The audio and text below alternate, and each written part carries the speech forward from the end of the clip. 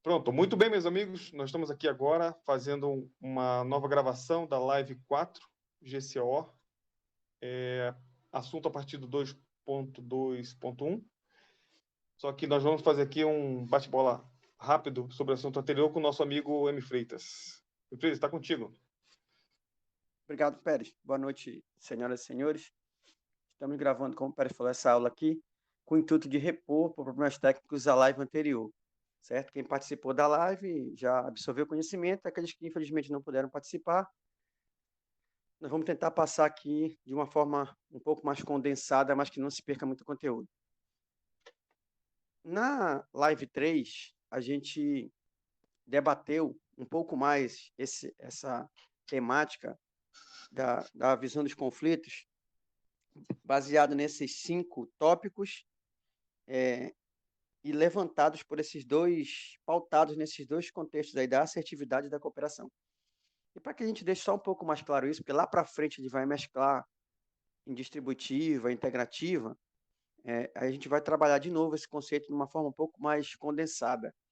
Então, essa visão aí, né, dessas 5 competências, vamos dizer assim, né, que você tem que ter, elas são feitas numa mescla, né, como diz o autor da apostila, numa mescla, né, entre esses dois parâmetros aí, que é a assertividade, isso, e a cooperação.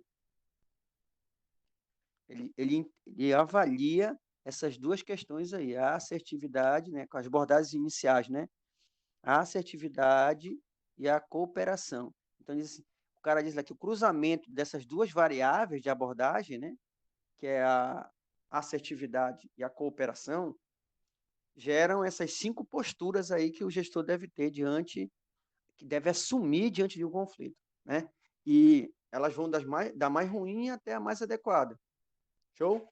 Então, lembrando que a assertividade aqui para ele quer dizer aquele cidadão que está imbuído dentro do conflito, que tem muito interesse em resolver aquela tarefa, aquele objeto, aquele objetivo, aquele conteúdo, aquela meta que é proposta para ele, aquele tema, né? É de muito interesse dele. Então, ele é muito assertivo, ele tem muita assertividade em relação àquilo ali, porque ele tem muito interesse naquilo. Quando ele tem baixo interesse, ele tem baixa assertividade. Lembrando que a palavra assertividade já foi tratada como ser pontual, ser contundente, ser direto, que são características que ele vai usar também aí.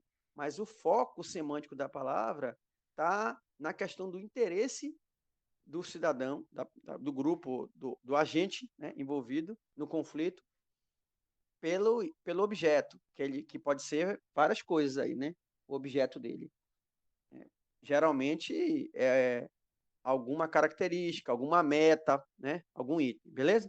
Então a gente vê aí que foi montado essa tabela, tipo a bandeira do Brasil, nesse gráfico, que ele mostra no eixo vertical a assertividade, que de baixo para cima ela sobe, né? E no eixo horizontal a cooperação, que da esquerda de quem vê para a direita de quem vê, ela também cresce. Ou seja, ela é um gráfico que tenta mostrar bidimensionalmente como se comportam essas 5 posturas diante desses dois eixos, certo? Então ele vai do evitar, né, que é o cara que não, que é o agente dentro de um conflito que o objeto do conflito para ele não tem interesse, né? Não tem interesse para ele, então ele age de forma não assertiva, né? Com baixa assertividade, né? Mais precisamente, não assertivo mesmo, né? Como se fosse lá no 00 desse gráfico aí, lá no ponto 00 dele, né? Do eixo do X e do Y. É o cara que não tem assertividade e também não quer ajudar o próximo, né? Uma pessoa se mostra não assertiva e não colaborativa. Vejo que a assertividade, ela está no hemisfério norte, ela é alta em competir e colaborar, e no hemisfério sul ela é baixa em evitar e acomodar-se. E a cooperação, né, ela é alta no leste, né, ela é alta e baixa no oeste. Ou seja, ela é alta em colaborar e acomodar-se, e ela é baixa em competir e evitar. Entendeu? E tem o conceder aí que está no meio campo, nesse losango da bandeira do Brasil aí. Então, o evitar é um extremo, e é um extremo que o autor da apostila diz que o gestor não deve seguir, né? Porque ele não tem grande importância o objeto do conflito para ele, então ele não é assertivo, e não está preocupado em atender a outra parte, né? Então ele não é cooperativo. Foi o que a gente colocou aí, objeto sem importância e não quer ajudar a outra parte. Menos e menos. Eles evitam. Show? Não é ideal. Esse é o menos ideal, porque os problemas não vão sumir. Não quer dizer que o cara evite o conflito, que ele vai continuar lá, vai continuar existindo. Certo? Vamos dizer que um oposto a esse cara seria na diagonal colaborar. O colaborar é o camarada que as duas coisas são altas para ele. Tanto o objeto do conflito é importante, logo ele vai ser muito assertivo, ele vai querer buscar esse objeto, certo? Trabalhar para conseguir alcançar essa meta, por exemplo, mas ele também vê no outro que está disputando com ele uma, uma oportunidade de dar espaço para ele, de dividir, de ceder um pouquinho para que ele também ceda. Então, colaborar, o cara tem um comportamento com alto grau de assertividade, né, porque o objeto do conflito é importante, mas, ao mesmo tempo, né, ele tem um alto grau de colaboração, né? Porque ele dá igual importância que a outra parte seja satisfeita também, entendeu? Então, ele é um cara gente fina. Então, colaborar, ele é o oposto 180 do evitar, né? E o competir e o acomodar-se? O acomodar-se, ele acontece, dá para a gente ver no gráfico, quando o objeto do conflito é de baixa importância ainda. Veja que nós estamos no hemisfério sul. O objeto, a assertividade ainda está baixa, né? Está na metade. Se traçar uma linha aí nessa metade, no hemisfério para baixo aí, né? Vai ficar na parte de baixo. Então, ele está com baixa assertividade. Então, o acomodar-se acontece quando o objeto do conflito é de baixa importância, certo? Ou seja, não exige posicionamento assertivo da pessoa. A pessoa não vai disputar aquele objeto ali. Ele dá uma certa importância, certo? Ele dá uma certa importância. Vejam que as setas elas estão direcionadas para o mesmo sentido ali, né? Vejam que ele dá uma certa importância, ao contrário do evitar, que está para o outro lado. Eles são lados opostos ali, em sentidos opostos. Né? O evitar e o acomodar-se. Aí estão no mesmo sentido. Quer dizer o quê? Que, diferentemente do evitar, em que o cara não dá nenhuma importância, nenhuma assertividade, aí ele dá uma mínima assertividade. Mas não é suficiente em termos de assertividade para ele se movimentar, com o intuito de dar importância para ele, daquele objeto. Ele tem uma leve importância, uma leve assertividade, mas isso é o suficiente para pensar no próximo. Ou seja, ele tem um comportamento, o cara que se acomoda, né, baixo em relação à importância, que não exige assertividade, mas ele considera importante satisfazer a outra parte, os interesses da outra parte. Ele considera, por algum motivo, ele considera. Então, ele tem um grauzinho de assertividade suficiente para colaborar com o próximo. É o acomodar-se, que difere do evitar nisso. Que o evitar é um cara laissez-faire total, é um cara completamente abjeto à situação, não está nem aí para nada, certo? Então, acomodar-se, objeto baixa importância, mas considera a outra parte. Show. Lá do outro lado oposto está o competir. Né? O competir, o nome está dizendo, né? Sinistro. E a competição ela é boa dentro dos conflitos, mas ela, se mal administrada, pode ser ruim. Né? Então, o competir está lá na parte de cima, logo ele tem alta assertividade, está lá no topo do eixo vertical. Né? E ele tem baixa cooperação. Veja que as setas voltam a ficar antagônicas de novo. Né? Ele tem baixa cooperação. Só que, nesse caso, há um mais e um menos, como o nosso amigo Pérez botou, porque há um conflito de situação aí, né? O cidadão, o agente, ele tem muita assertividade, mas ele não quer colaborar com o outro porque ele não quer que o outro chegue perto dele, não ganhe. Ele trata isso como uma disputa, por isso que o nome é competir. Né? Então, ele diz assim, que a maior preocupação da pessoa é satisfazer os seus próprios interesses. É um comportamento 100% assertivo. Né? E, ao mesmo tempo, não está preocupada com a outra parte. O que importa é sair vencedor dessa situação conflituosa. Por isso que é uma competição. Né? E não é muito legal isso aí. A gente já viu, né? Porque quando tu vence um outro competidor, nessa batalha ele se torna teu inimigo nas outras. Né?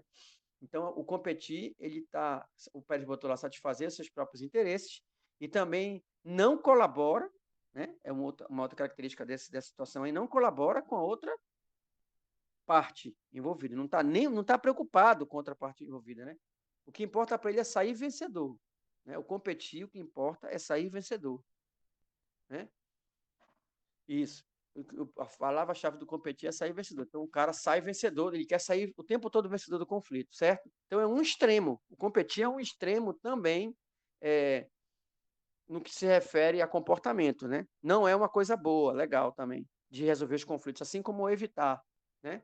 Cada um tem um problema, né? Cada um tem um problema. Aí vem o conceder, que o nosso amigo Pérez botou MM. Legal. Por quê? Porque eles estão no meio.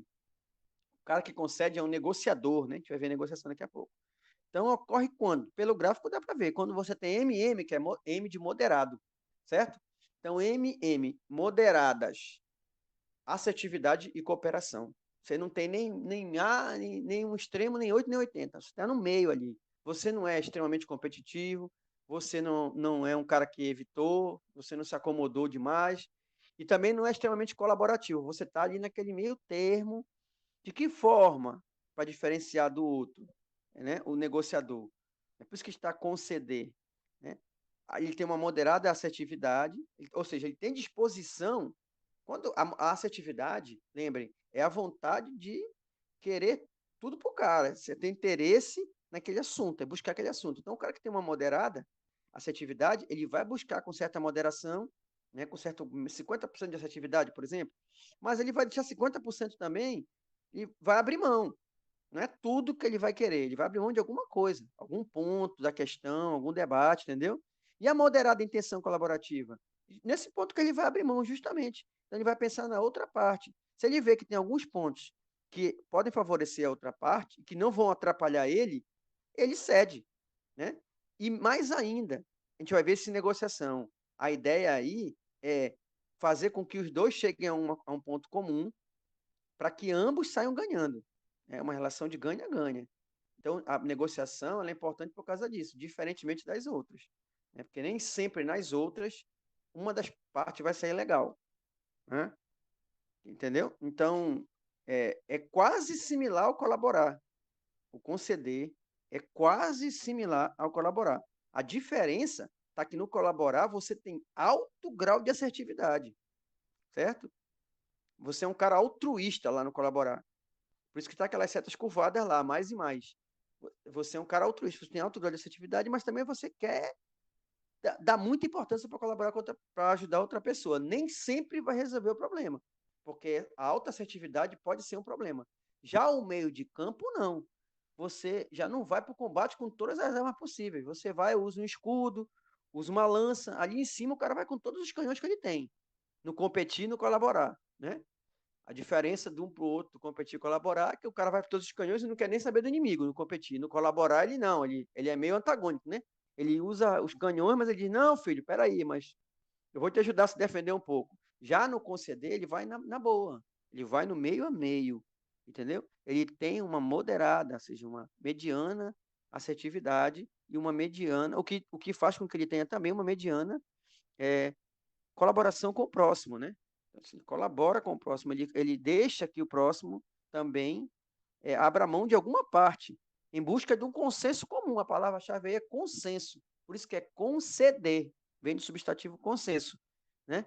Conceder, ou seja, deixar alguma coisa de lado, entendeu? É o foco da última parte, de uma das partes da nossa aula, que vai ser a negociação, beleza? Vamos lá para aquela, Pérez, para aquelas outras duas do Chiavenato. Isso, muito legal aí, meu irmão.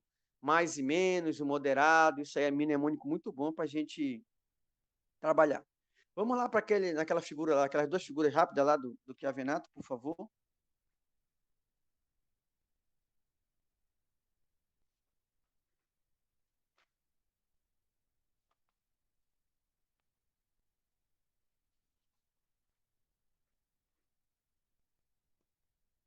Pronto. Aí a gente tirou dois autores, dois professores da área, né, para falar do mesmo assunto rapidamente. Vejam, apenas o eixo está invertido aí, mas a ideia é a mesma.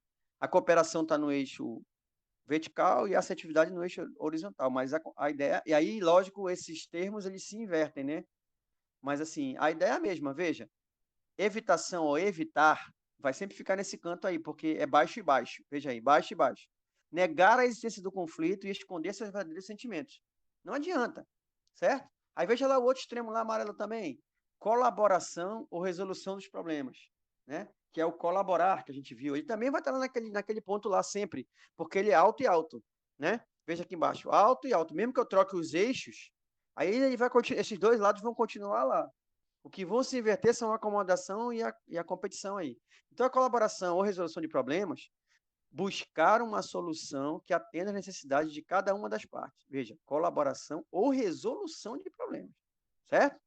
Aí vamos lá para o camarada que tem alta assertividade e baixa cooperação, que é o cara que é o competidor, que nesse gráfico aqui está na parte de baixo, à direita de quem vê. Então tá ali, ó, competição ou comando autoritário. Muito importante isso. A gente viu um item da nossa apostila que fala que uma das situações problemáticas é o comando autoritário. Onde não vai ver, não lembro. É o comando autoritário. Então a competição é um problema. Olha, diz aí, ó, forçar uma solução de modo a impor a sua própria vontade sobre a outra parte. Essa é a diferença. Há uma imposição quando se há uma competição. Porque você entra para lutar com todas as armas. Entendeu? Diferentemente do outro verdinho lá em cima, né, que no nosso gráfico está embaixo, que é a acomodação ou abrandamento. Veja como é legal a gente pegar outros atores da administração, que eles dão outros termos para a palavra. Né? Abrandar, acomodar é abrandar, é aliviar um pouco a situação, né? Então, subestimar o conflito e buscar harmonia entre as partes. Pronto. Ele não nega como o outro, mas ele subestima, né? Porque o cara que se acomoda, ele se acomodou, irmão. Ele não, ele está subestimando mesmo. A palavra que o cara usou foi excelente. Ele subestima o conflito e busca harmonia entre as partes. Se vai dar certo ou não, não sei. Mas é a ideia dele, né? E o compromisso, que é o cara que está no meio, que é o cara que concede. Veja, ele usou a palavra compromisso, que também serve, né? Que vem lá da nossa outra postura, lembra? Barganhar ganhos e perdas em relação a cada parte. Nós vamos ver isso mais tarde. Então, barganhar ganhos e perdas em relação a cada parte. É o cara que está na parte do conceder, é o negociador. O negociador ele barganha, ele negocia perdas e ganhos, certo? Ele está no meio termo, mediano aí, assertividade mediana e cooperação mediana. Bota lá o Chiavenato, meu amigo, para encerrar essa situação. Pronto, o Chiavenato, que é muito utilizado na nossa apostila, nas duas apostilas, GCO e GC, e TDP também, e até LTT, ele mostra aí, ó, a mesma coisa. Em vez de fazer um gráfico bem definido, ele bota ali embaixo, olha, grau de assertividade, também no eixo horizontal, né? Não assertivo e assertivo, grau de cooperação, cooperativo para cima e não cooperativo para baixo. A mesma coisa daquele gráfico lá, veja, aquele cara copiou o Chiavenato. Aí, acomodação ou suavização, ou evitação ou fuga. Veja que o Chiavenato já usa outro termo, fuga. O cara foge mesmo, ele está evitando, negando a existência do conflito e ocultando os verdadeiros sentimentos. Ponto. Aí o cara do outro lado oposto a ele, colaboração ou solução de problemas, buscando uma solução que satisfaça a necessidade das partes envolvidas. Aí aqui para baixo, o cara que é competidor, competição ou comando autoritário, forçando uma solução que impõe a vontade de uma das partes. E lá em cima, contrário à competição, acomodação ou suavização. A apostila até usa esse termo, a gente vai ver mais lá para frente. Agora, a próxima situação nossa é ver a suavização, que é um item do posicionamento diante dos conflitos, né? Que é o acomodar-se aí, ó, deixando de fora o conflito e buscando harmonia entre as partes. Quer dizer, ele está deixando de fora o conflito, ele está aliviando a barra do conflito. E o compromisso no meio, negociando para obter ganhos e perdas para cada uma das partes. Show? Esses são os estilos que a gente falou na apostila. Agora nós vamos entrar realmente na nossa apostila, Pérez. 22. Ah, foi mal, desculpa. Tem essa situação aí que nosso amigo Pérez achou muito legal. É o mnemônico SECAM, colaborar, evitar, competir, acomodar-se e negociar, tá? E os dois parâmetros ali, que é assertividade e colaboração. Então, mais, quer dizer, é o cara que colabora, tá naquele nosso gráfico lá, né? O camarada que colabora, ele tá alta assertividade e alta colaboração, né? É o gente fina. Evitar é o gente ruim, é o cara que tá menos. Ele não tá nem aí para nada, nem para o problema e nem para outra pessoa. O competidor, né, é o escroto aí na situação. Ele está super afim da assertividade, mas não está nem para colaborar. O cara que se acomoda, a gente acabou de ver isso aí, né? Ele está suavizando a situação.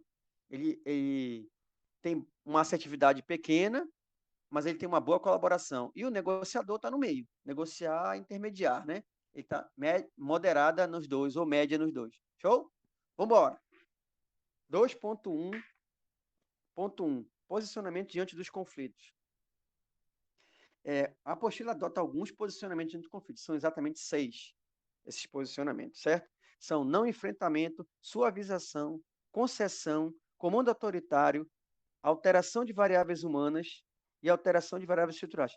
Veja que 2 palavras daí, ou 3, ou até mais, nós já vimos agora nesse gráfico. Porque esses comandos, eles derivam daquele gráfico numa forma diferente de se falar algumas coisas. Você vê, a gente viu suavização, a gente viu concessão, né, que é o conceder, a gente viu não enfrentamento, que é o evitar, né, a gente viu o comando autoritário, que é o competir, a gente viu tudo isso aí, né? Aí ele trabalhou apenas aí 2 contextos aí, que são as variáveis humanas e estruturais, beleza? Então, ele está chovendo um pouco no molhado, mas vamos lá. Então, vamos a algum posicionamento. Não enfrentamento. A gente já viu isso agora, né? Não enfrentamento. Ocorre quando o conflito é ignorado. A palavra-chave é ignorado. A gente viu agora isso aí. Ignorado. Mas por quem, Mfete? Por aqueles que poderiam fazer alguma coisa. Está taxado de marrom. Poderiam fazer alguma coisa importante, tá? Não é ignorado por simplesmente ser ignorado, tá certo? Porque se alguém está no conflito, mas não pode fazer alguma coisa, ignora porque não pode, ele está ignorando porque ele não tem conhecimento, não pode fazer nada. Agora, o cara responsável, principalmente o gerente, porque nessa apostila dá muita ênfase ao gerente, é um problema. Ele está sendo um causador de um problema. Ele está ignorando, ele está sendo omisso, certo? Então, as palavras-chave são ignorado por quem poderia fazer alguma coisa. Ou seja, fingir que o problema não existe. Apesar de não significa que ele não existe, ele está ali. Né? E ele vai continuar existindo, certo? Show. Suavização. A gente fez essas cores aí para usar palavras-chave, keyword. A gente viu agora em suavização, né? O cara que está ali naquele termo do acomodar-se, né? Uma outra atitude em relação à situação de conflito é trabalhar com as partes envolvidas. Claro, né? Para que vejam um maior destaque o que elas têm em comum, em vez de ficarem mantendo suas atenções sobre o que se mostra como diferença. Ou seja, tu está suavizando de que forma? Tu pega os dois entes, deixa o problema de lado, foi o que ele falou ainda agora, você deixa o problema de lado, em tese, e tenta. Por quê? Por que você deixa o conflito de lado? Porque o conflito está focado na diferença, certo? Então ele não quer focar o cara que suaviza, o cara que se acomoda ali, ele não quer focar na diferença, ele quer focar no que tem em comum entre elas. Então ele vai tentar dar destaque ao que elas têm em comum. Então tá lá, suavização. Tem em comum em vez de diferença. Tem em comum em vez de diferença. Tem em comum em vez de diferença. Tá verdinho lá. Excelente essas keywords aí. Então essa é a ideia da suavização, que é diferente da concessão, apesar de também ele aliviar um pouco. Veja, a concessão, ele também negocia, veja, um dos reflexos mais usuais é que os envolvidos em conflito se vejam abrindo parcialmente mão dos seus interesses. A diferença, ele concede, ele cede, ele é moderado, ele é mediano. Ele cede um pouco e o outro cede um pouco, certo? E pontos de vista, interesses e pontos de vista em função da busca por pontos consensuais. Vejam, ambas buscam pontos em comum ou consensuais, certo? Ambas. Porque a palavra consensual deriva de comum também, né? É sinonímia. São sinônimas. Mas a diferença aí, né, da suavização para a concessão é que lá na suavização ele faz isso de uma forma tranquila, assim, ele não foca em resolver o problema. Ele está ali largando, ele está abrandando a situação do problema, assim, ele não foca em resolver diretamente, ele está abrandando a situação do problema e está puxando só porque tem em comum.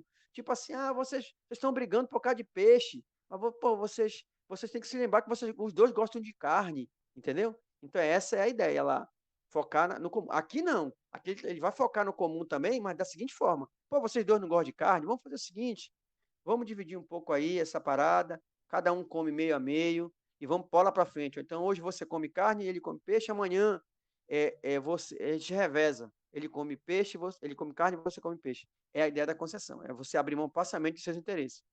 Em prol da resolução consensual, porque você tem que abrir mão em relação aos pontos comuns, certo? Ponto. Comando autoritário, a gente viu agora ali, né? O cara que vai competir vai ter o comando autoritário. Quando o conflito não é resolvido naturalmente. É a palavra-chave aí. Há uma medida impositiva. Naturalmente onde? Na camada em que ocorre, lógico, né? Tem um grupo brigando, se divergindo, não conseguiu resolver, aí vem um chefe, um gerente, um gestor, um árbitro, um terceiro, e vai lá e, puf, dá uma matada na cabeça do prego. Impõe uma solução, né? Impondo, mas isso também pode ser gerado, como a gente viu, pela competição, né? Se um se sobressair demais em relação ao outro, ele vai impor para o outro, né? Uma medida, vai ser uma medida impositiva, entendeu? E se esse cara que estiver disputando for um superior, aí isso vira um comando autoritário, entendeu? Então aí ele diz, não resolvido naturalmente o conflito, por uma medida impositiva, por quem? Por aqueles que estão hierarquicamente em posição superior. É importante isso, né? Porque o nome do comando é autoritário, não é arbitrário, apesar de serem quase sinônimos, né? Mas a ideia de arbitrário é de quem não tem competência para. E aí os caras têm competência para, porque ele é superior. Nesses casos, você há de convir que, ainda que aparentemente se chegue a uma solução, o que pode, na verdade, ocorrer é um abafamento. Veja, é o contraponto disso. O comando autoritário não resolve, por quê? A pessoa acha que resolveu quando deu uma martelada. Pô, deu um tiro, tem dois. Eu falei na aula passada, tem dois brigando, o cara vai dar um tiro em um, matou. Resolveu o problema. Não resolveu o problema, né? Não matou, deu um tiro no cara, vamos dizer, usei matou, mas vamos dizer, deu um tiro no cara e o cara caiu e parou a briga.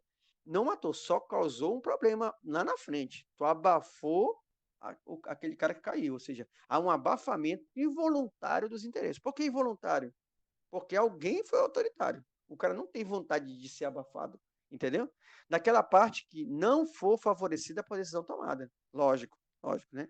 Quem vai ficar chateado, eu falei na aula passada, o caminhoneiro que atropela o cachorro, não lembra, mas o cachorro que é atropelado pelo caminhão ou pelo caminhoneiro no caminhão, vai sempre se lembrar quem atropelou ele. Show?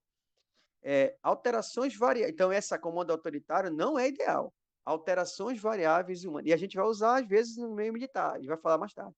Alteração, a gente vai falar de alteração de variáveis, certo? Lá no começo da nossa apostila, a gente viu que há variáveis. O conflito ele é gerado por diferenças, por comportamentos, por divergências e não congruências, né?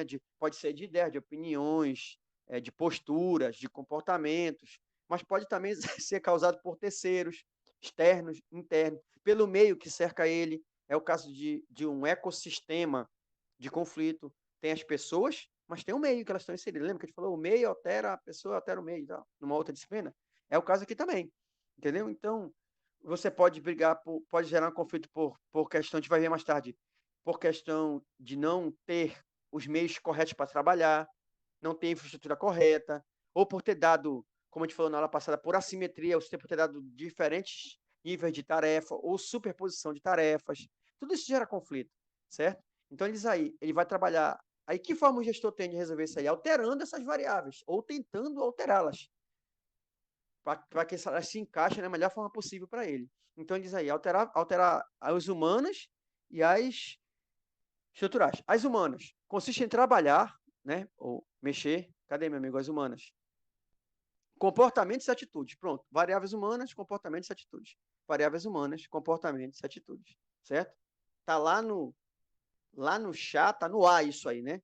Tá no A do chá, beleza? Ou no chave, tá no A e no V, né? Isso é uma outra disciplina mais interessante. Tá nas atitudes e nos valores, certo? Então, as variáveis humanas elas vão ser alteradas.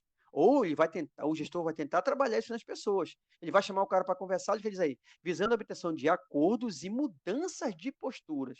Então, ele vai chamar para tentar mudar a postura das pessoas, que elas estão em posturas conflitantes, que eliminem, né, ou reduzam os fatores geradores de conflito, certo?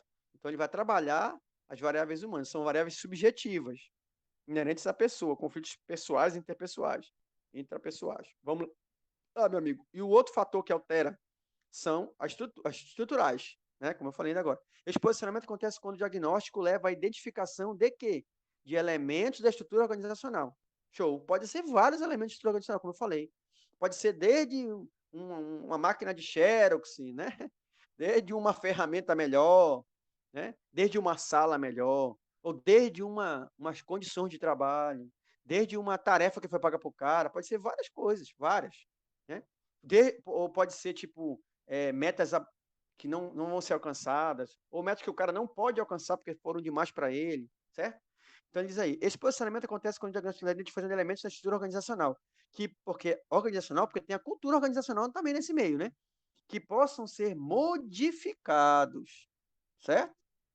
No intuito de reduzir ou eliminar os conflitos. E com isso, são alteradas normas, alocações, atribuições, estruturas, né? Meios, ordens, tá? etc, etc, etc. Né? Isso acontece. A gente vê que tem alguma coisa errada, e não é diretamente com as pessoas, mas é com o meio que as envolve. O cara tenta modificar isso aí quando ele pode, porque nós vamos ver que lá mais para frente que há uma situação em que tu vai ter duas opções, ou tu vai trabalhar de forma distributiva ou integrativa, e essa variável estrutural aí está no meio. Show? Vamos lá, o tópico 2.1.2. Negociação, a melhor alternativa genérica.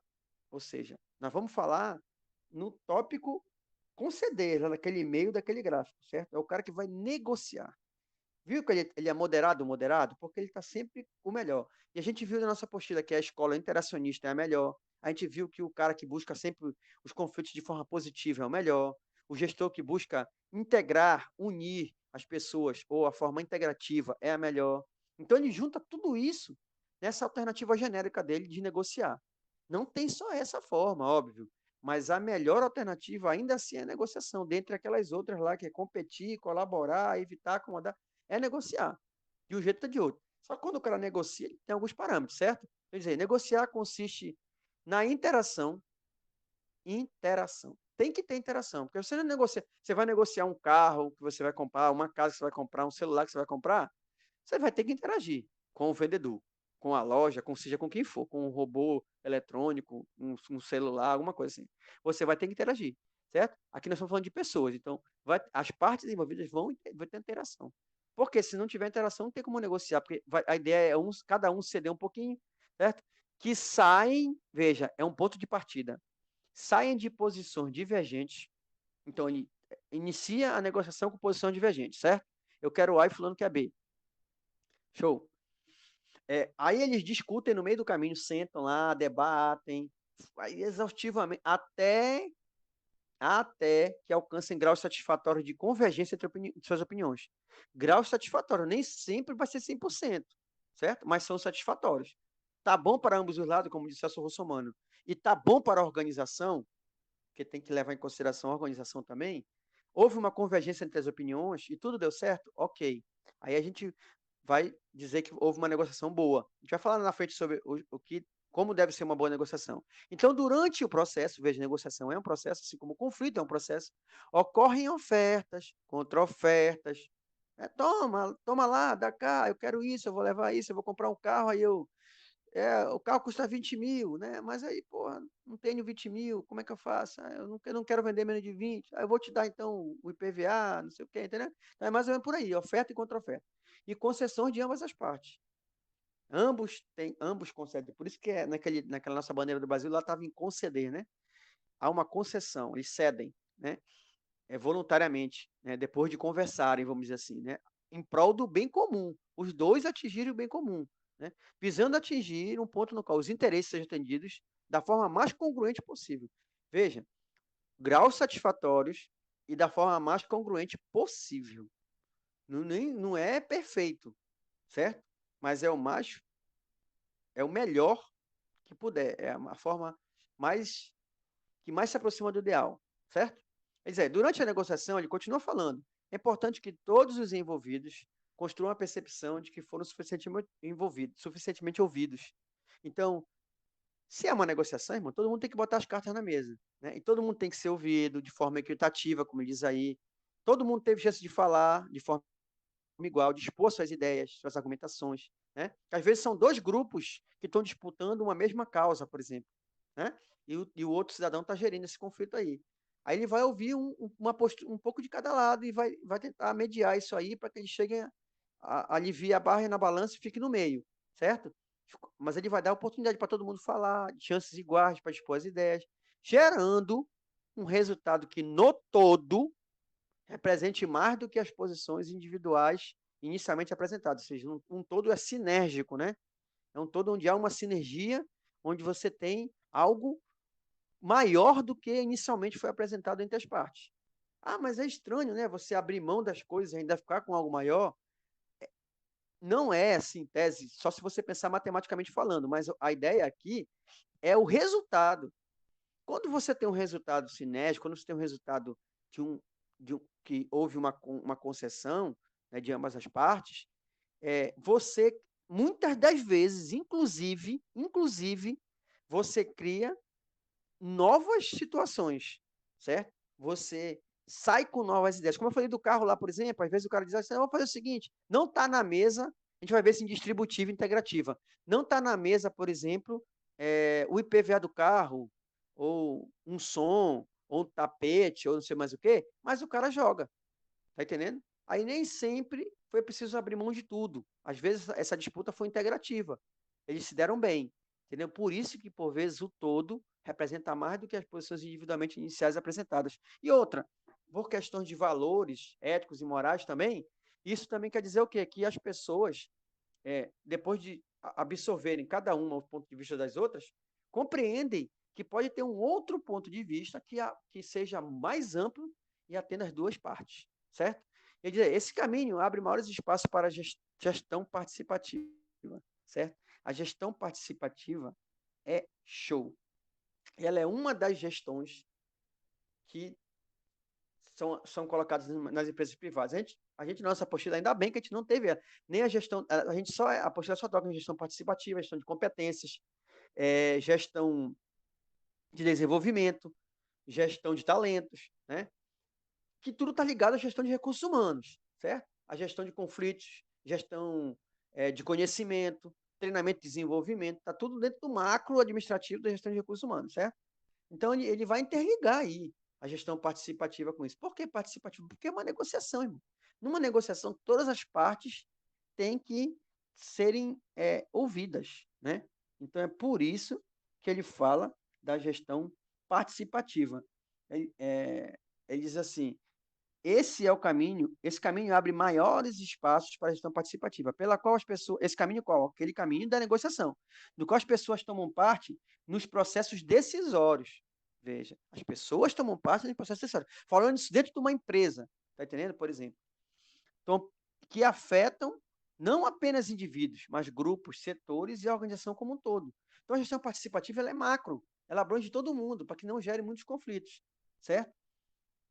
Tá vendo? Que afetem não apenas indivíduos, mas grupos, setores e a organização como um todo. Trata-se, portanto, de uma habilidade, da do chá, né? De extrema importância no contexto corporativo. Veja, a gestão participativa fala do contexto corporativo, visto que por ela torna-se possível orientar as forças de forma sinérgica. Vamos de novo para o sinergia aí, né? Tá todo mundo trabalhando junto para alcançar um objetivo macro, maior do que as ideias partidas, né? Para chegar nos objetivos comuns, né? E obter esses comportamentos consoantes e não opostos. Consoantes, ou seja, alinhados, né? No mesmo som, né? A palavra consoante quer dizer uníssonos, né? O nosso amigo Pérez que é da música. E não opostos, que é importante isso aí, né? Porque se forem opostos é problema. É o oposto que gera conflito, entendeu? Então essa sinergia, ela tem que chegar no comum, no uníssono e no não oposto, certo?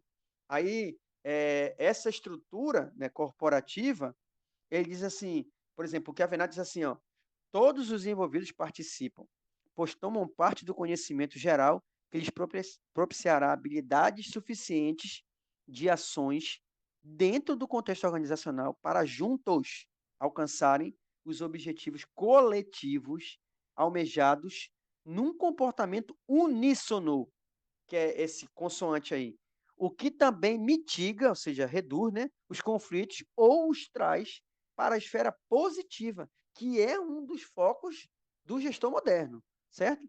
De um motor de progresso, já viu isso, né? Ou seja, para alavancar a tua equipe e, consequentemente, a tua empresa, certo? Aí o Kevinato continua. A governança corporativa, que é uma coisa que a gente já viu também, né? Que é a gestão participativa, desenvolve mecanismos que asseguram a pluralidade de visões, porque se é participativo, tem que ter pluralidade de visões. O consenso, porque nós estamos falando de conceder, de negociar, e a solução de conflitos, óbvio, que ameacem a qualidade das tomadas de decisões. Ou seja, se o gestor que vai tomar uma decisão, ele tem algo que ameaça a qualidade da decisão dele, ele busca negociar, certo? Aí ele diz aí, olha, ao negociar, as pessoas podem chegar a dois tipos de trocas e concessões. Viu? A gente está falando de troca e concessão aí, né? Que são os caras que vão. É a negociação, é o auge da negociação, certo? Então, o Salino, em 2016, aí, o Ribas, falou sobre esses dois tipos de negociação. Quais são? A distributiva e a integrativa. É importante frisar que essa visão ela trata da forma mais fácil de se ver, porque ela pode ser mais ampla, mas a nossa apostila restringiu essa forma ainda bem.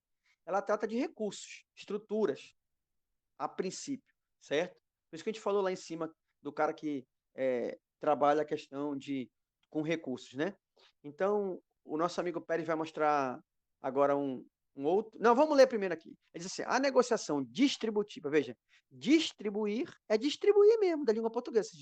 Você soltar, dividir, largar, né? Não necessariamente dividir igual, é você soltar, né? Deixar. Eu vou distribuir dinheiro, Silvio Santos, né? Toma 50, toma 100, essa foi boa, merece 100, né? Então, a distributiva, ela se foca numa negociação de valores ou de quantitativos, sejam eles numéricos, que é o que mais a apostila fala, né? Recursos numéricos, ou outros recursos físicos, que ela também fala. Lógico, autores modernos, eles tratam isso também com outros recursos que não são físicos, né? Mas aqui a gente fixa nisso. Então, a distributiva, ela sempre, ele diz assim, ó, pela qual sempre haverá um lado vencedor. Por quê? É uma relação de perde e ganha. A relação sempre haverá um lado vencedor e um lado perdedor. Porque quando tu distribui, não é equitativamente a tua distribuição, certo? Alguém vai ter mais e outro vai ter menos. É uma assimetria que rola aí. Rola uma assimetria. Quando não rolar uma assimetria, rolar uma simetria, aí tu vai para a integrativa. Então, veja, ou algo parecido, né? A negociação distributiva, você distribui não equitativamente, da forma que alguém vence e alguém perde. É um perde-ganha. É uma relação que na álgebra lógica chama-se de soma zero. Porque você não está somando nada, você não está adicionando nada ao que já existe. Você está tentando distribuir algo que não dá para atender as duas partes, ou três partes, ou quatro partes, assim por diante. Normalmente ocorre quando não há possibilidade de expansão de recursos disputados. E estes têm que ser distribuídos entre todos os envolvidos. O cara tem que distribuir, mas os recursos não dá para todo mundo. E ele não tem uma visão integrativa. Ele é um cara limitado, ele só tem uma visão distributiva. Ele só pensa no que ele tem na mão dele. Ele tem dois antólios assim no rosto e só chega para frente ou para baixo, né? É igual um animal, não chega por lados. Ele não pensa fora da caixa. Então, se ele não pensa fora da caixa, se ele não acha uma ideia inovadora, ele perde e ganha alguém. Ou seja, ele distribui de forma que alguém vai perder, alguém vai ganhar, certo? Porque ele tem um número ímpar de laranja para dar para um número par de pessoas, é problema. Ele não vai poder partir laranja no meio, supondo que essa seja a condição dele, certo? E ele não pode comprar mais laranjas também, certo? Então, nós vamos usar um exemplo que nossa amiga Daniela deu na aula, muito legal também, que ela fala de vaga de estacionamento. Depois eu fui assistir o vídeo. É, é um exemplo físico, para vocês entenderem. 2 vagas de estacionamento para 5 carros. O cara tem lá, na empresa dele. Tem 5 carros e 2 vagas de estacionamento. Aí ele vai dizer o quê? Eu não tenho como construir uma vaga que eu não tenho dinheiro. Né? Então, a Deus dará. Quem chega, os 2 primeiros a chegar, assume as vagas. Pronto. Aí 3 vão perder. Né? Ele distribuiu assim. Ele colocou uma regra distributiva onde vai haver perdedores, né? E ganhadores, certo? Não houve uma solução adequada do conflito. Já a relação ganha-ganha é uma relação onde, desculpa, já a negociação integrativa é uma relação ganha-ganha. Ninguém perde ou ninguém perde. É integrativa. Ele integra, ele junta as ideias e geralmente ele surge novos contextos para ele conseguir fazer isso aí. Não é fácil de chegar até ela, mas ele diz assim, ó, parte do pressuposto que é possível encontrar-se pelo menos uma situação de convergência de opiniões. Agora, existem mais de uma situação de convergência de opiniões, em efeito, existem. Só que nem todas vão ter essa condição sine qua non, qual seja pela qual seja possível estabelecer-se uma relação de ganha-ganha. Por quê? Se uma situação de convergência de opiniões estabelece uma relação de perde-ganha, ela não é integrativa. Porque ali pode haver convergência de opiniões entre duas pessoas, por exemplo, que vão ficar com as vagas. E as outras três não. Tem outra convergência de opinião, certo? Então, sendo que há duas convergências de opiniões, A e B, que no final se divergem. Então, aqui pode ter várias no ganha-ganha, só vale se pelo menos uma das convergências estabelecer uma relação de ganha-ganha, ou seja, for a convergência ideal para que eu possa ou expandir os meus recursos ou redimensionar os meus recursos, né? E prover os resultados positivos. Geralmente, menos imediatistas. No exemplo de nossa... Ele diz aí, torna-se possível quando é viável redimensionar recursos, certo? Que pode ser um problema também. A nossa apostila diz, se você der muito recurso ou pouco recurso por pirraça, pode gerar um conflito. Então, tem que ser um termo mediano aí. Ou ainda, quando se buscam resultados positivos, né? Eu quero um resultado positivo, não quero? Que é o foco do gestor no conflito, eu quero. Então, eu tento chegar a uma relação de ganha-ganha. Só que esses resultados positivos, às vezes, eles não podem ser alcançados naquele momento. Porque naquele momento eu não tenho capacidade, por exemplo, de redimensionar os meus recursos de forma adequada. Aí, essa situação é menos imediatista. Porque quando ela é muito imediatista, quando o conflito é muito emergencial, o cara foi lá na distributiva. Porque ele não tinha como redimensionar recursos. Agora, se o cara tem como de redimensionar recursos de forma imediata, ele também consegue fazer uma relação de ganha-ganha. Mas geralmente ela trata nesse contexto aí. Veja o exemplo que a nossa amiga deu. Há a possibilidade de ampliar as vagas, mas não é imediatamente.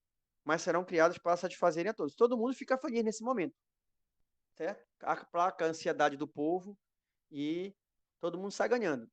Ou eles fazem um rodízio nesse momento, mas o gestor prometeu que vai construir, né? Começou a trabalhar, eu tenho dinheiro, vou fazer uma avaliação das empresas que podem fazer para mim, daqui a um mês a vaga vai estar pronta, o restante das vagas, certo? Enquanto isso, todo mundo vive em harmonia, que é a ideia do cara aí, certo? Ele chegou ao meu termo. Veja que o meu termo dele expandiu o que ele tinha na manga, né? Na distributiva, o cara fica preso ao que ele tem ali. Até por questões mesmo de ele não poder se expandir, né? Então ele está numa sinuca de bico ali. Já na integrativa, o cara tem um pouco mais de possibilidades. Mas se ele não pensar corretamente, né? Se ele usar os termos errados, ele vai acabar caindo numa distributiva do mesmo jeito. Porque ele poderia dizer assim, não, fica só duas vagas para o pessoal que chegou primeiro e depois a gente constrói lá na frente. Não deu em nada. O conflito vai continuar porque ele usou uma negociação distributiva. Show? 7 minutos. Vamos lá, meu amigo Pérez. Mostra aquelas outras figuras que. Ou mostra o videozinho de 4 minutos, Pérez.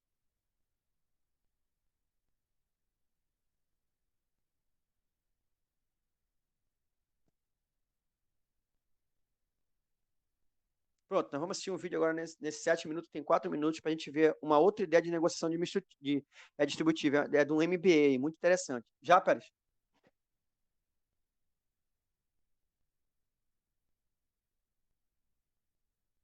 Aí a expressão ganha-ganha. Ela significa que em uma negociação, o ideal é que os dois lados saiam com algum tipo de vitória. Algumas pessoas acham que ninguém nunca deve perder. Mas será que isso é possível? Imagine, você está na praia e está muito calor. Um vendedor passa com seu isopor. Ele oferece um refrigerante geladinho por R$ 10. Você diz que está meio caro.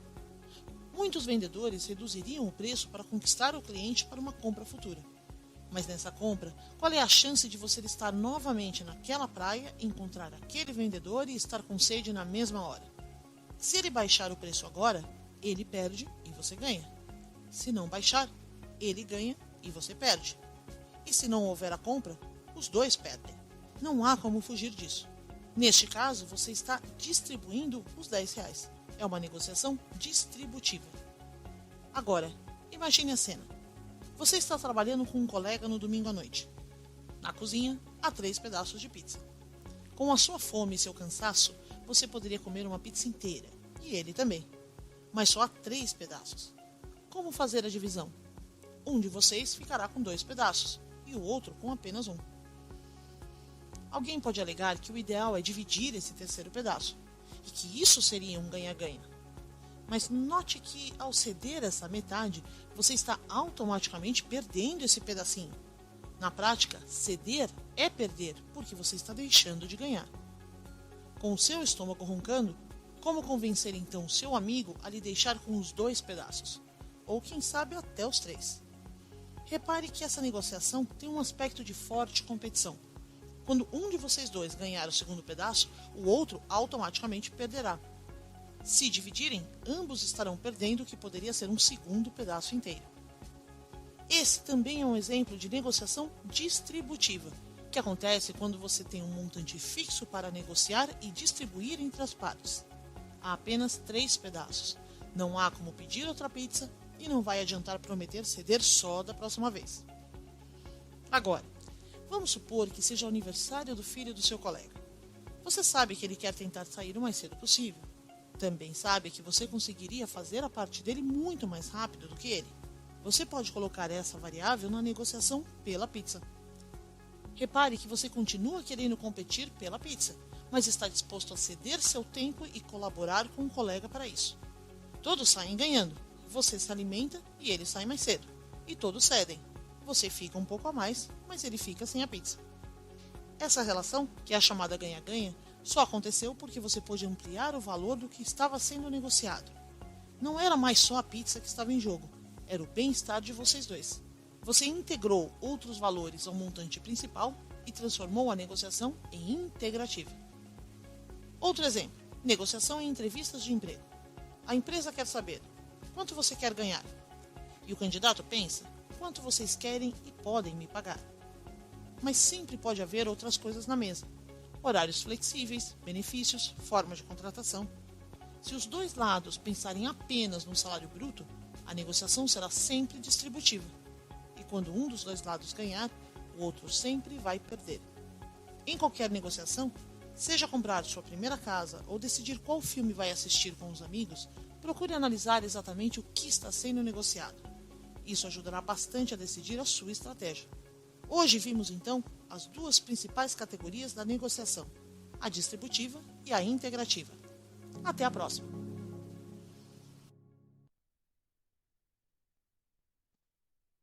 Pronto.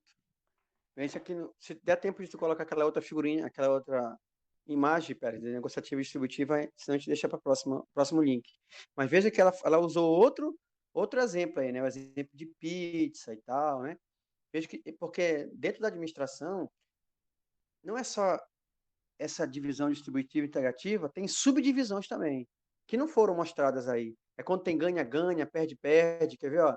Os resultados são importantes, olha, relação futura é importante. Tipo assim, quando você vai tratar de Olá, venda, sou por exemplo, Fernanda aí, ó. Dutra. Hoje eu Muito quero bem, falar um pouquinho temos sobre 2 minutos ainda, né? negociação. Eu quero falar sobre Resultado, negociação, mas com visão.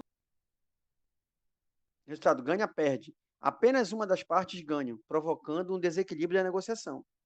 Resultado, perde e ganha no lado oposto. Apenas uma das partes ganha, provocando desequilíbrio de negociação. Mas há uma diferença aí, que no caso da nossa postura não vai importar, mas quando é a visão de quem está negociando, certo?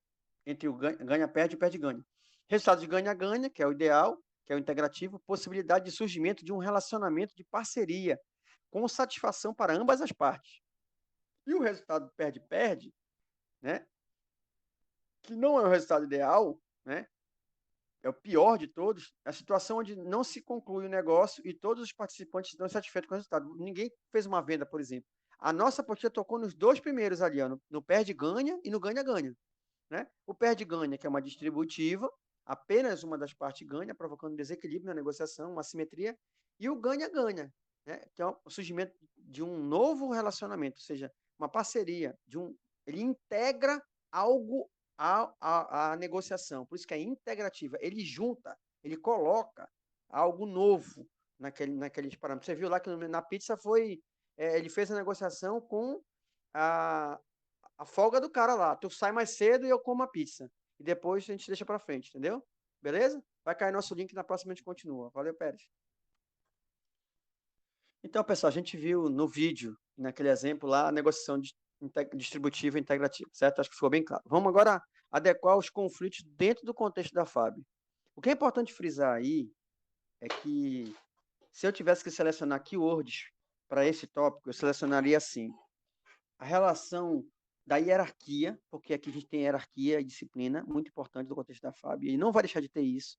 Então, diferentemente da empresa privada, que apesar de ter hierarquia, a moderna gestão, cada vez mais, tanto seja no conhecimento, treinamento, desenvolvimento e gestão de conflitos, ela é um pouco flexibilizada. Então, é o que tenta se fazer na moderna gestão pública, principalmente no militarismo, ou seja, é imagina sair de uma vara de ferro para uma vara de bambu. Né? Que ele vai ditar, a vara de bambu entorta até certo ponto, mas não quebra, né? Até certo ponto. Então, há uma flexibilidade. Então, você vai ter que mesclar o que você tem de hierarquia para você não quebrar, mas você tem que se ligar que os conflitos são processos, certo? E que você, como líder, tem que saber influenciar a sua equipe para alcançar um objetivo comum e tem que usar exatamente a sua liderança lá de LTT, né? A liderança, a melhor forma possível de liderança. Às vezes você pode usar até os dois tipos de liderança, né? Uma piscina do transacional e, desculpa, uma gota transacional e uma piscina do transformacional, mas o ideal é que você use sempre o transformacional como ferramenta, né, para você alcançar os seus objetivos. De tese, você pode ter uma ferramenta para fazer análise, para levantar, para lidar com os conflitos. Então, a ideia aí, inicial, é que os conflitos vão existir e que, como nós temos hierarquia e disciplina, a ideia é que, primeiro, o gestor use os seus conhecimentos de liderança para lidar com esses conflitos, trabalhar esses conflitos, certo? Vai aparecer mais de uma vez a palavra lidar. Ele vai incutir a ideia de parceria, a ideia de adaptação das pessoas à situação, ao conflito, que acontece muito no meio militar, principalmente falando, vamos supor, fazendo analogia com a guerra, né? O cara treina, quando chega no conflito, muda um bocado de coisa, ele tem que saber se adaptar. Então, é mais ou menos por aí. Para que ele aperfeiçoe as situações, para que ele chegue a uma gestão mais integrativa dos conflitos, que é a ideia dele, mesmo sendo na FAB. Ele tem que buscar uma gestão moderna, mais integrativa, mais participativa, certo? Então, ele diz aí, ó, sabemos que um dos preceitos básicos que rege o militarismo é a hierarquia. Ponto. Hierarquia foi aqui hoje que eu falei. Dentro desse contexto, podemos destacar o conceito de liderança, lá de LTT, que é um processo no qual um indivíduo influencia um grupo de indivíduos para alcançar um objetivo comum. Né? O professor até falou na aula dele, num daqueles vídeos lá, né? Processo, isso vai acontecer, né? De influência de uma pessoa para um grupo de indivíduos, né? Para alcançar um objetivo comum. É o que acontece na FAB também, né? Então, ele usa a liderança como uma ferramenta, né? Certo? Para quê? Para influenciar a equipe dele e a partir de diferentes focos de análise. Por quê, Freitas? Porque conflito é diferença, né? Então, as pessoas vão ter diferentes focos de análise daquele problema, daquela situação, daquela meta, do que foi dado para eles fazerem. E aí o gestor, usando a sua liderança, o seu conceito de liderança, vai tentar influenciar essa galera, né? Para que ela seja capaz de lidar com as situações conflituosas. Primeiramente falando isso. Primeiro tem que ensinar os caras a lidar com os conflitos, porque os conflitos eles vão existir. Então, a ideia é lidar com os conflitos, depois a ideia é tentar resolver os conflitos, transformar os conflitos em algo positivo, motivador para alavancar, né, o motor do progresso dessa equipe, certo? Então, dizer, os militares que estão em um mesmo ambiente de trabalho precisam ter um olhar diferenciado dentro do seu grupo, claro, né? Ou seja, devem ser vistos como agentes parceiros e não como concorrentes numa disputa de poder. Porque se tem disputa de poder, tem alto grau de conflito, está na escala de COG. Né? Então, não pode haver disputa de poder. O gestor, o gerente, ele tem que saber mobilizar as ferramentas, mesmo numa disputa de poder, para equalizar essa disputa, certo? Então, de diversas formas. Então, primeiro ele incute a ideia de parceria, como eu falei, certo? Todo mundo é parceiro, ninguém está aqui concorrendo, nós somos todos na mesma sessão, vamos trabalhar em prol do objetivo comum, conflitos vão existir, vamos primeiro lidar com eles, certo? Depois que ele fizer isso, que as pessoas começarem a se sentir mais parceiras, ele diz assim, ó, somente, é uma condição sine qua non, será possível alinhar os objetivos, os valores e a missão da instituição. A missão da instituição. Será possível alinhar. Então, ele tem que alinhar isso aí. Porque nós estamos falando de planejamento, nós estamos falando de organização estrutural. porque a estrutura influencia no conflito. E também porque um conflito bem resolvido, a gente já viu isso, ele tem que contribuir para ambas as partes, mas também chegar a um objetivo comum que auxilie a administração, que auxilie a organização. Porque no foco máximo está a empresa, está a organização. Você não pode resolver um conflito entre duas pessoas e deixar de lado o objetivo da organização, né? Porque você está agradando só as pessoas e não trabalhando para o propósito final, que é fazer com que elas produzam algo que seja, ou resolvam um conflito que seja produtivo para serviços, para objetivos, valores e missão da instituição. Entendeu? Então, a instituição tem que estar alinhada com isso aí. É a ideia. Então, primeiro, ele faz com que as pessoas se sintam parceiras. Certo? Ponto. Dentro da organização, é necessário realizar um processo de mobilização de um grupo. Veja, aí depois ele faz o que? Ele mobiliza, ele chama o grupo para o debate, certo? Em direção a quê? Ao trabalho adaptativo. Por quê? Porque se você está num conflito, se você está numa situação de disfunção, você tem que partir para uma situação de funcional, né? Uma situação de convergência e não de divergência. Mas, em primeira mão, você tem que estar trabalhando as pessoas para elas serem parceiras e depois para elas se adaptarem àquilo ali. Ah, ele está se acomodando? De certa forma, ainda. Por quê? Qual é o interesse dele? Consiste no conhecimento necessário para lidar com os conflitos de valores existentes nos grupos. Veja que dentro de grupos, intergrupal, vai haver conflito de valores, principalmente, certo? Então, em tese, ele vai tentar fazer o quê com isso aí? Tentar adaptar todo mundo para chegar a um consenso, certo? Aí ele diz o quê? A essência para o sucesso do trabalho adaptativo, não vai tentar adaptar, consiste em quê? Moldar esses valores, aperfeiçoá-los. A gente já viu isso lá acima, né? E torná-los capazes de dar conta de problemas reais, certo? Sair da esfera do conceito mental, né? A gente também já viu nisso, né? No modo como as pessoas avaliam as coisas. Então, sai dessa esfera do conceito mental para lidar com problemas reais, porque dentro do militarismo nós vamos lidar com problemas reais, das empresas também, mas aqui nós vamos ter diversos tipos de problemas reais, por exemplo, como conflitos de guerra, né? Então, as pessoas têm que saber se moldar, se adaptar, ser flexíveis, e o gestor ele vai tentar fazer isso, com o intuito de aperfeiçoar, né? E quanto mais essas pessoas forem aperfeiçoadas, quanto mais elas forem capazes de lidar com esse conflito, elas vão pular para uma nova etapa. Aí diz aí, ó, esse esforço é um esforço, se faz necessário porque as pessoas interpretam os seus problemas de acordo com os valores que possuem. É normal. Cada um de nós tem uma carga de valores, uma carga subjetiva de valores, e uma forma de ver as coisas, uma forma de sentir os problemas, uma forma de dar importância aos problemas.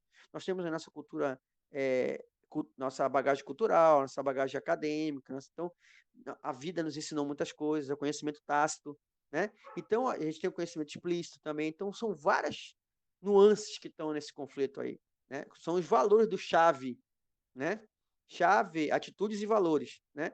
Então, ele vai trabalhar isso aí.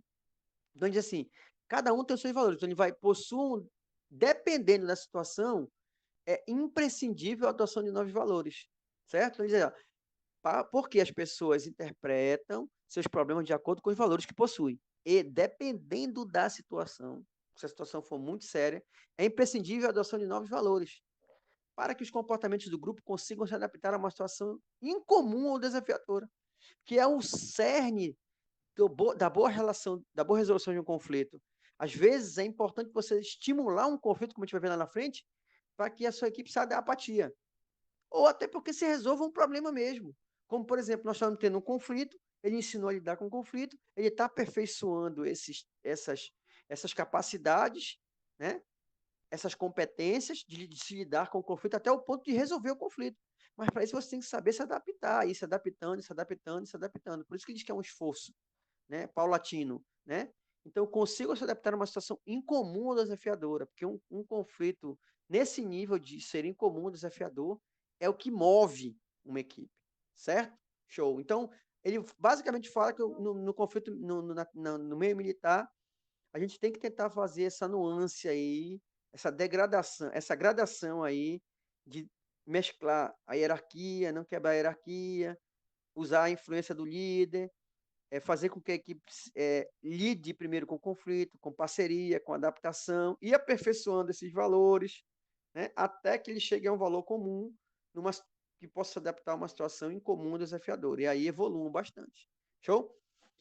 Técnica, aí nós temos, dentro da situação de conflito, nós podemos ter tentar reduzir um conflito ou estimular um conflito.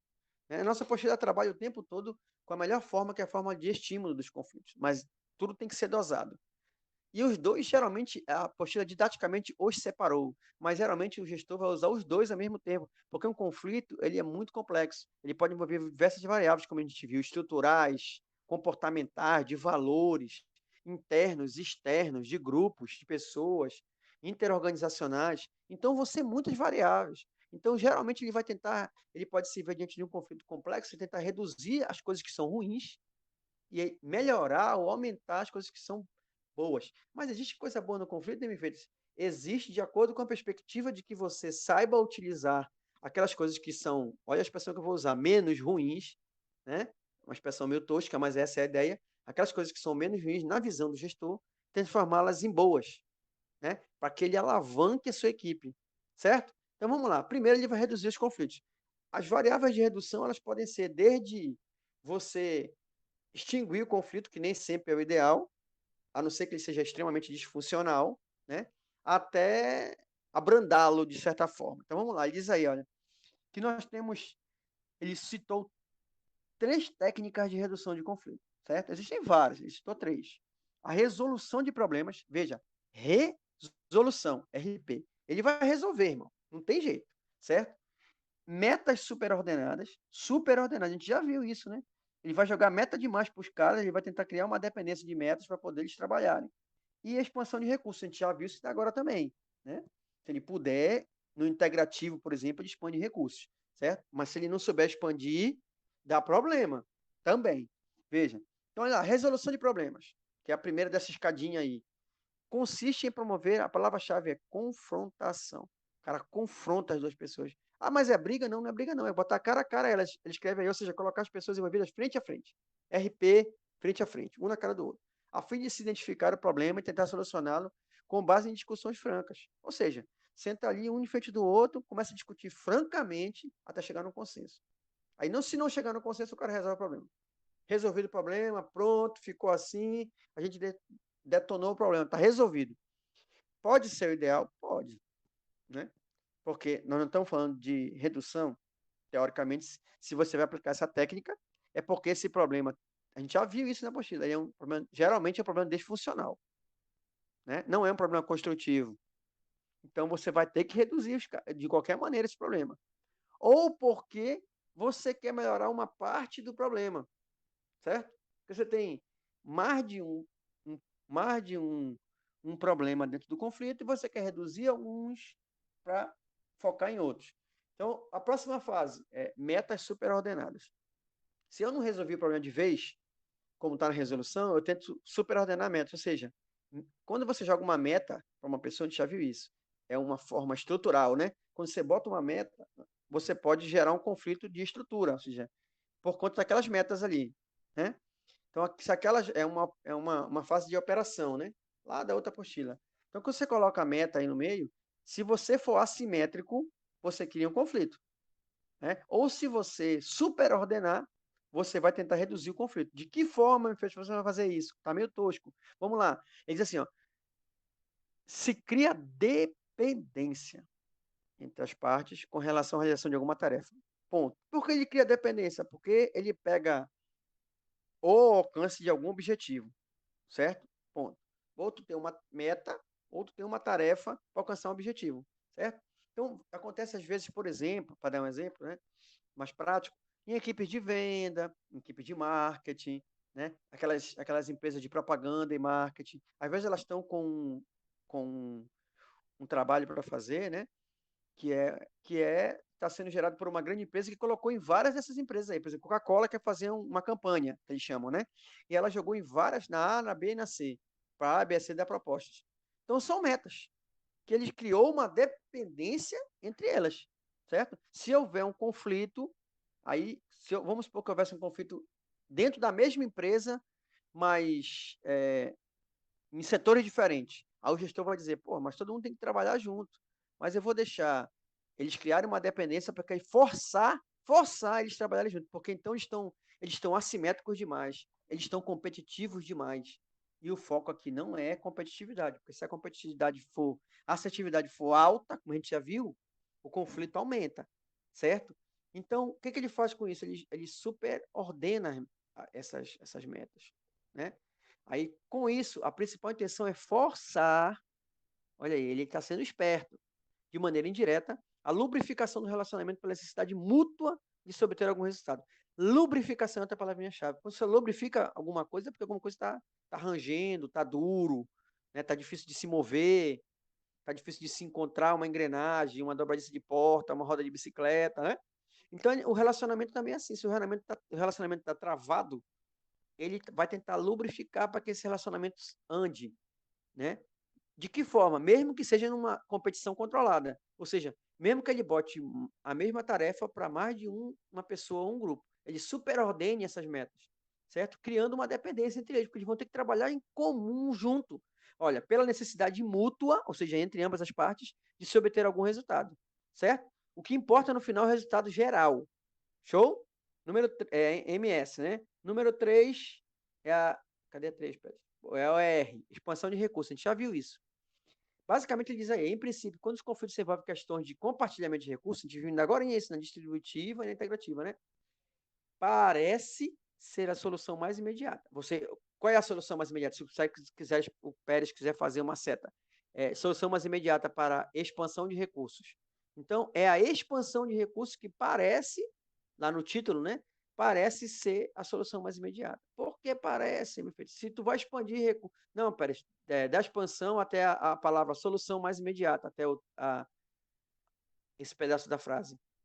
De solução disso, dessa quina do verde aí, isso, daí até lá. Porque ele está se referindo, parece ser a solução mais imediata. O que parece ser a expansão de recursos, certo? Contudo, veja, contudo, pode gerar efeitos colaterais, como gastos desnecessários, porque o gestor ele tem que pensar em tudo, na relação custo-benefício também. E pior do que isso, posicionamentos altamente individualistas, em que as pessoas nunca se veem compelidas a abrir mão e a negociar. Por quê? Porque você está mimando as pessoas. Se você for dando recurso, for dando recurso, for dando recurso, elas vão achar que toda vez que elas baterem o pé, tu vai dar recurso. Né?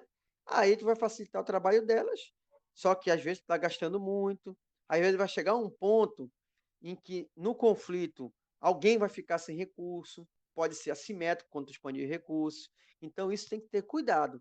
A expansão do recurso tem que ser dada de uma forma dosada, certo? Para você reduzir o conflito.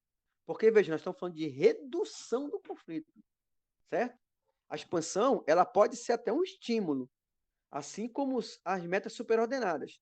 Mas, quando você trata de redução, você tem que ter um limiar para isso, certo? Vamos lá agora para as técnicas de estímulo.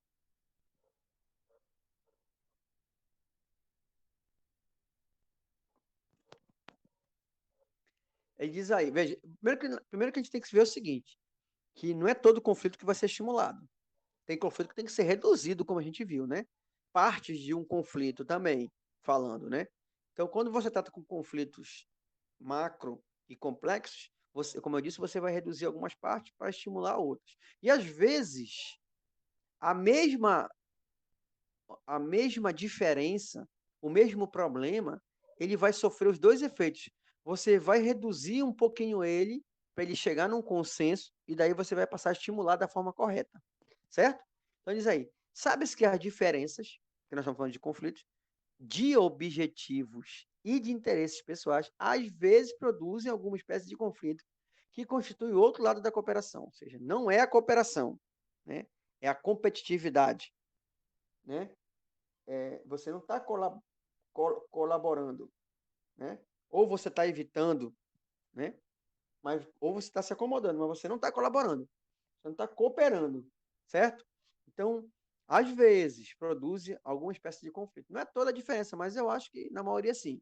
Então, ele diz assim, a vida, ele vai resumir, ele vai dizer que a vida da gente é uma constante batalha de conflitos, que existem conflitos que são saudáveis, mas contraparte, quais são conflitos saudáveis? É aqueles que ele quer estimular, aqueles que, de certa forma, mexem com você, te dão um empurrão para alguma coisa. Você está com alguma dificuldade, está gerando um conflito que você tenta resolver e você se desdobra, você corre atrás, você. Entendeu? Essa é a ideia de um conflito saudável. Enquanto que outros conflitos atrapalham as pessoas, né? Então, esses conflitos são negativos, esses conflitos são disfuncionais ou destrutivos. Pois é um processo de oposição e confronto. Claro, se houver oposição e confronto, é um conflito complicado, que ocorre entre indivíduos ou grupos nas organizações, ou seja, quando as partes envolvidas exercem poder, né, na busca de metas ou objetivos valorizados. A gente já viu isso. Disputa por poder para chegar lá na meta é aquela assertividade elevada e cooperação baixa. O cara está competindo, está buscando poder. Nas caras de cobre também tem isso. Então é conflito puro. Então não é legal você estimular isso. Ou você pode estimular, mas você tem que enquadrar isso aí. Como você enquadra? Você reduz algumas partes dessa situação. Entendeu? Você vai ter várias nuances na área do poder ali, né? Então você vai e reduz algumas, equaliza e daí você induz outras, certo? Vamos lá. Nesse sentido, é importante destacar que o conflito a ser estimulado deve ser construtivo ou funcional. Ponto. O que não é construtivo ou funcional, o cara reduz ou resolve, certo? Ele resolve porque é extremamente disfuncional, ou ele reduz tentando transformá-lo em construtivo, certo? Pois a resolução desse conflito conduz a melhorias, uma forma de contribuição positiva para a mudança e inovação. Mudança e inovação é motor de progresso numa empresa. Se a empresa não se adapta, não evolui, não muda, não inova, meu irmão, ela vai fadar e vai gerar conflito, que é o que ele está dizendo. Isso vai acontecer também com conhecimento e com um bocado de coisa, com treinamento, né? Então é tudo interligado com a gestão de recursos humanos, certo? Ele diz lá, olha, como já foi apresentado, lembrem-se, nós estamos falando de estimular, o cara vai estimular os conflitos construtivos ou funcionais. Funcional no sentido de ser algo positivo, né? Que gere algo positivo, funcional, certo? Que funcione bem. Como já foi apresentado nas formas históricas de percepção de conflitos, a escola interacionista, ou seja, é aquela. Porque tem essa seta aí, é aquela que o conflito é estimulado. Lembra? Nas 3 escolas lá, uma nega completamente, outra admite que tem, mas também não estimula muito. Então, a interacionista, ela determina, ela diz que é importante ter conflito, é o passo dela, e ela estimula bastante, certo? Mas é qualquer conflito? Não, é um conflito funcional, certo? Aborda uma perspectiva da gestão contemporânea de pessoas. O que essa gestão contemporânea de pessoas diz? Que você tem que buscar sempre o lado bom das coisas, mesmo dos conflitos. Mesmo como uma ideia parece ser ruim, você pode tentar transformá-la em boa.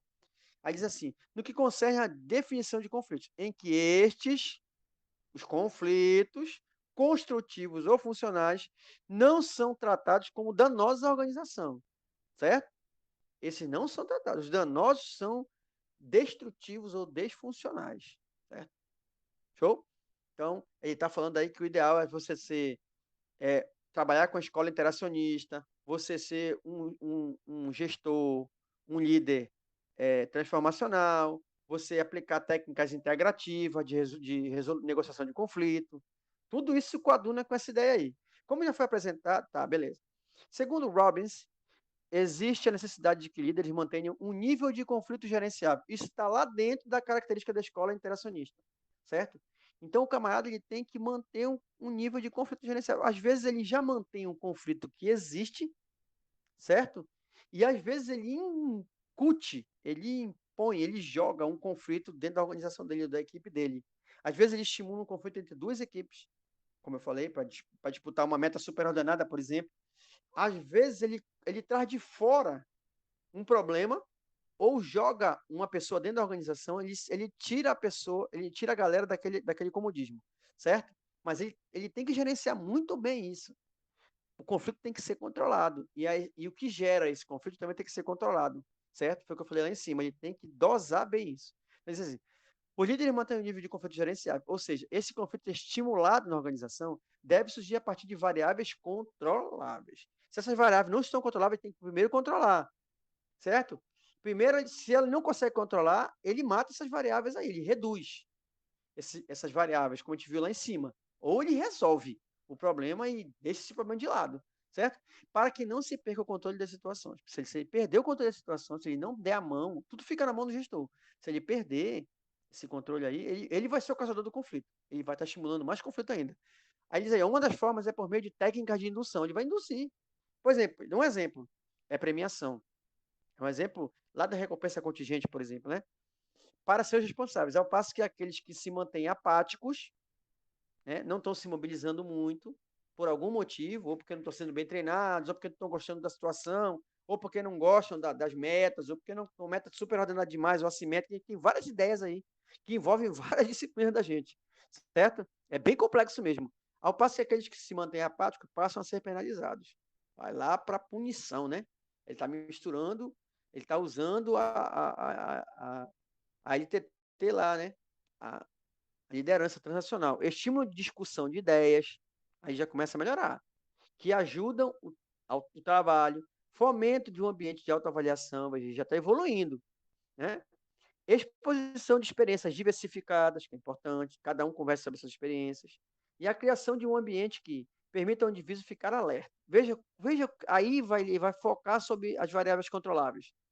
Ele quer causar uma guerrinha, mas ele não quer causar uma guerra nuclear. Então ele tem que monitorar a situação. Ele dá uma metralhadora para um cara, dá um canhão para o outro, mas se ele vê que o negócio vai gerar estresse, opa, ele recolhe aquele canhão e dá uma pistola. Então ele equilibra de novo. O indivíduo tem que ficar alerta o tempo todo. Ele grita no pé do ouvido do cara, mas ele sabe que se ele gritar muito, ele pode levar o cara ao desespero. E o cara, porra, se aloprar, né? O cara alopra. É pressão psicológica mesmo. A gente vê isso no quartel, né? Mas ele não pode dar, ó, sem sentir pressão nem ameaça psicológica. Ele tem que ser vaselina. Ele tem que ir dando injeção devagarzinho no cara. Né? É que nem o cara que vai matar o outro dando doses controladas de veneno, né? Então ele vai dando dosezinha de problema aí pro cara. E vai monitorando o cidadão. Essa é a ideia. Por isso que é variáveis controláveis. Conflito gerenciável. Se ele vê que vai descambar, aí ele para. É que senão ele vai ser o problema. Oferecendo um meio para o arejamento de problemas e a liberação de tensões. Pronto. Ele tem que sempre ter uma saída para o negócio. Porque se o bicho pegar e ele não tiver, ele vai ser o causador de um conflito nuclear, nesse exemplo que eu dei, né? Vamos embora. Senta a lenha. Vamos entrar no capítulo 3? Então, não, vamos gerar. Se tu quiser entrar no capítulo, gerar um outro link, né? Que a gente já acabou. Para de Isso aí. gravar e gera um outro link. Você que sabe. Vamos gerar outro link então. Valeu. Valeu.